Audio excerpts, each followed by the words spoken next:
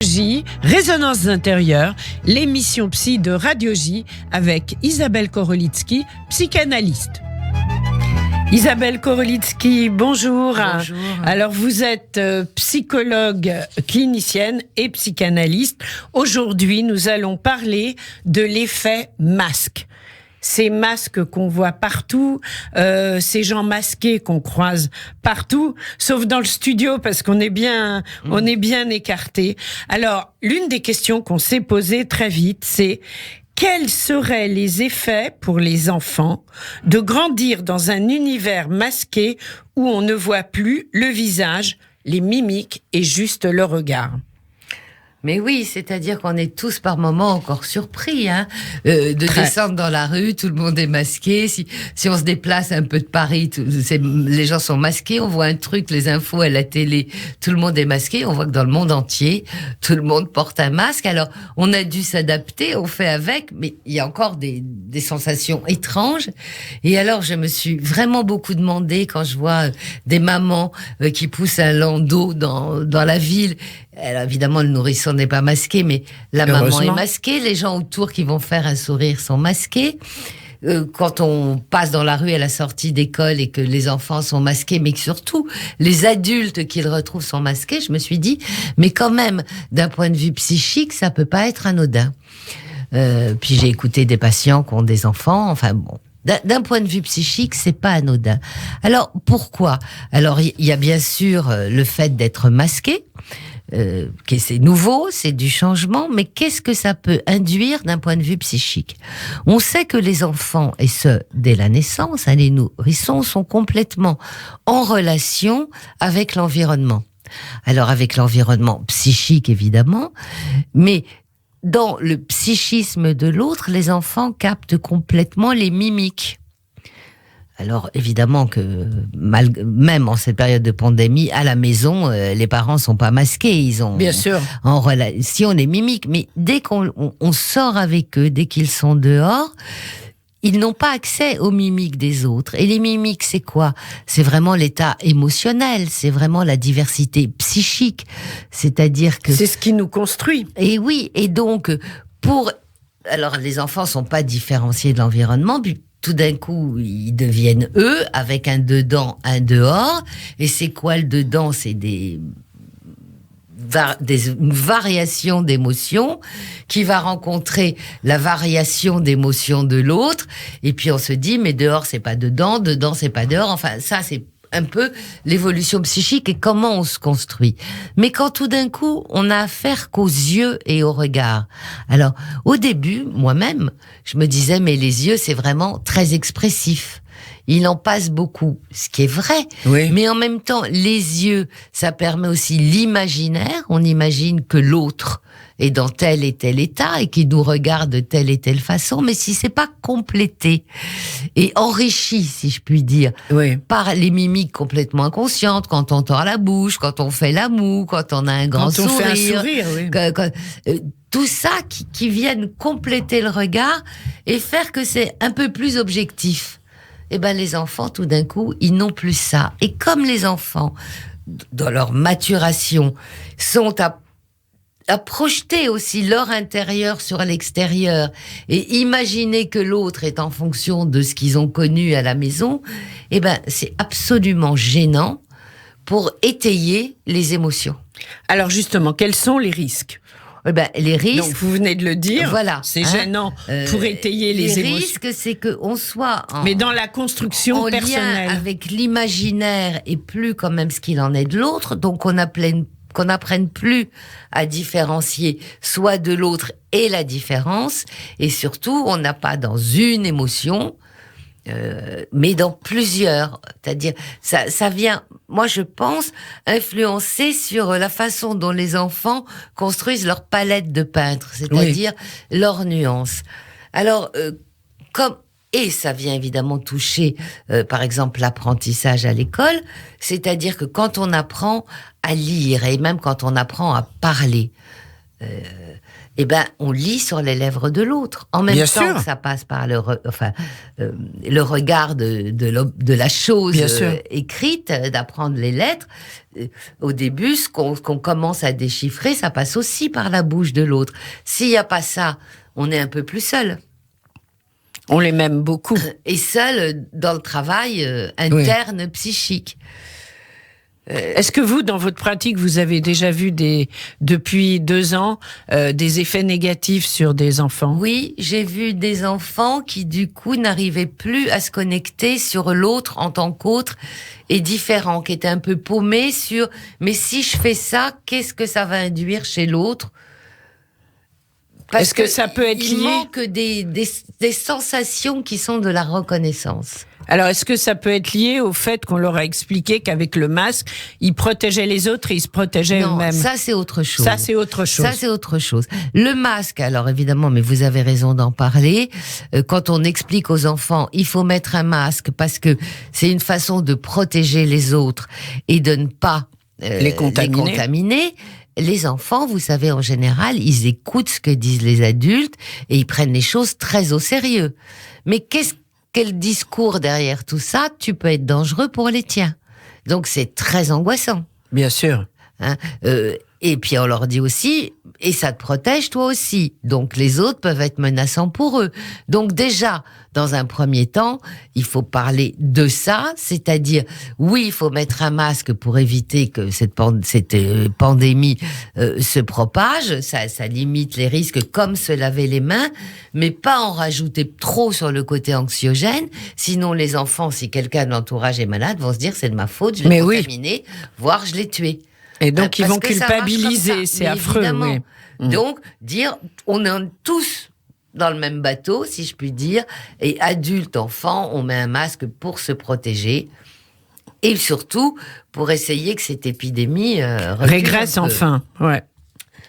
Alors, bon, et on leur dit, en même temps, il y a des médicaments, il y a des vaccins, enfin voilà. Toute la société, dans son ensemble, est en train d'essayer de trouver un remède. Moi, ce qui m'intéresse à Résonance Intérieure, c'est, bien sûr, il y a ça, mais c'est de voir au-delà de ça, qu'est-ce que ça peut provoquer dans la maturation psychique, le fait de ne plus être en contact avec les mimiques, et surtout comment on peut y remédier. Alors, il y a une notion de danger dans ça. Il y a un climat d'insécurité, il y a le fait qu'on voit plus les mimiques, donc que faire ? Voilà.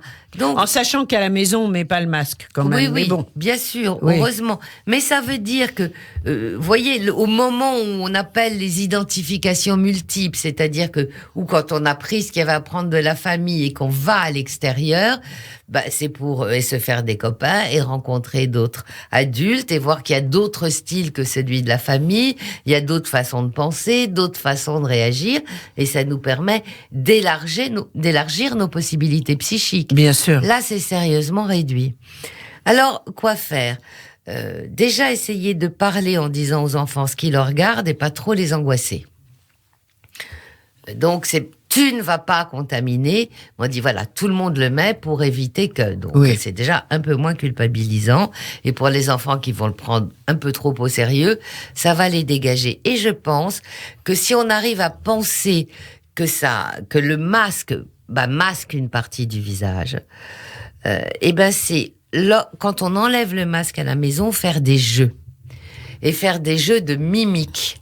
Ah oui. Pour qu'ils puissent apprendre. Du bébé jusqu'à 10 ans, quoi. Absolument. Oui. C'est-à-dire, on fait des grimaces, on est content, on n'est pas content, on a peur, on a chaud, on a froid. C'est-à-dire pour qu'ils puissent introjecter toute cette variété d'émotions. Je pense aussi qu'il faut raconter des histoires, beaucoup, lire beaucoup avec eux, qu'on passe par la mythologie, les contes pour enfants, enfin, tout ce qu'on a sous la main et tout ce qu'on a envie de lire et de raconter à nos enfants pour que là aussi, il y ait de l'autre. Ce qui est arrivé au héros, ce qui est arrivé au petit pousset, à Peter Pan, ou voilà. Ou à Moïse, je plaisante. Mais oui, mais bien sûr. Oui, bien sûr. Selon l'âge, ça redonne de l'humanité et ça redonne une multiplicité d'identifications possibles. Alors ça, c'est vraiment important, c'est à faire en famille, avec des amis, avec des copains, faire un dimanche après-midi intergénérationnel, et ça va beaucoup aider à empêcher les effets négatifs de ce masque. C'est-à-dire à mettre en place quand même tout ce qui manque en ce moment. Ben bien sûr, bien sûr. Et vraiment les jeux de mime, j'insiste beaucoup, parce que c'est ça qui va redonner les mimiques, et que du coup, peut-être les enfants, quand ils verront des adultes masqués à l'extérieur, pourront imaginer les mimiques qu'ils ne voient pas. Alors, les enfants, les jeunes se sentent responsables dès la primaire, on peut le dire. Comment faire avec ces mesures obligatoires sans les dramatiser? Est-ce qu'il faut insister auprès des enfants primaires et pré-ados sur la prévention, et comment faire pour les bébés jusqu'à 5 ans? Alors, écoutez, pour les bébés jusqu'à 5 ans, de toute façon, eux, ils sont pas masqués pour le moment. Et donc, ce qu'il faut penser, c'est pallier à ce qui leur manquerait pour leur développement psychique, psycho-affectif. Et pour les plus grands, c'est dédramatiser. C'est-à-dire, c'est pas cacher, c'est dédramatiser. C'est pour tout le monde pareil. Oui, c'est ça. On est face à un truc comme ça, qui durera pas. Voilà, mais en tous les cas, c'est comme ça. Et par rapport à cette pandémie, tous, on se lave les mains et on se masque, et c'est pour tout le monde. Donc, vous voyez qu'ils ne se sentent pas investis d'un rôle terrible, et surtout de s'imaginer qu'ils seraient, eux, plus dangereux. Vous savez, quand dans une classe, les profs disent « ça suffit, vous travaillez pas assez », etc., qui le prend pour lui? C'est en général les bons élèves. C'est-à-dire, paradoxalement, quand il y a un prof qui dit « ça va plus, vous travaillez pas assez », ce sont les bons élèves qui le prennent et qui l'intériorisent. Oui, c'est ça. Voilà. Donc, là, pour le masque, c'est pareil. Ce sont les gens qui vont être les plus sensibles, les plus responsables, les plus attentionnés à l'autre, qui vont le retourner contre eux. Et donc, d'où problème. D'où problème. Oui. Donc, la nécessité de dire, c'est pour tout le monde, c'est une mesure collective, et c'est comme ça qu'on prend sa place dans la société, en acceptant le jeu. Je voulais revenir quand même sur une dernière chose rapport au masque. C'est que, en période de carnaval, et ce depuis au moins le Moyen-Âge, toutes ces fêtes un peu païennes, mais où on se libère, où pendant 24 ou 48 heures, on se déchaîne, on se laisse aller, tout ça, une soupape pour supporter les conditions de vie souvent difficiles et compliquées, et c'était masqué. Donc, je prends cet exemple et je le dis parce que être masqué, ça induit des choses. Parce que aussi, on a l'impression de ne pas être vu. C'est-à-dire, pas reconnu, donc pas vu. Masqué, c'est pas démasqué. Donc, ça veut dire qu'il y a tout un monde interne qui vient nous assaillir. Alors, au moment de carnaval, on lâche le surmoi, on lâche le contrôle pour faire la fête. Ouais. Mais quand c'est tous les jours, quand on se sent pas vu, on a aussi des choses très pulsionnelles qui remontent. Alors, en nous amenant des choses drôles, et je suis pas vue, je peux faire je peux penser ceci, cela, l'autre le saura pas. Mais il y a aussi être seul avec soi-même et tout ce qui vient comme pensée, et qu'est-ce qu'on en fait? Exactement, c'est vrai. Et pour les enfants... On le vit tous, hein. On le vit tous. Oui. Et alors, un des effets... Parfois, on oublie même d'enlever le masque en rentrant chez soi. Mais bien sûr. Oui. Et que, quand même, on voit bien dans la rue, tous, là, aujourd'hui, quand on sort, que le fait d'être masqué, même si on n'est plus obligatoirement masqué dans la rue, en ce moment, beaucoup de gens le gardent. Et il n'y a plus la notion de l'autre. Oui. C'est-à-dire qu'on voit des gens arrêtés en plein milieu du trottoir, qui, quand quelqu'un passe, ne se poussent plus. Mais oui. Et ça change des choses. Vous voyez, si on fait attention à ça, on se dit, oulala, c'est vraiment la relation à l'autre qui est remise en question. Oui. Dans le métro, l'autre jour, j'ai vu les gens qui ne laissaient plus sortir avant de rentrer. Mais oui. Vous voyez, il y a une notion, pas seulement du civisme commun, évidemment, ça remet en place des choses très individualistes, mais aussi l'autre. Qui est l'autre? Qu'est-ce qu'il ressent? Qu'est-ce qu'il réagit?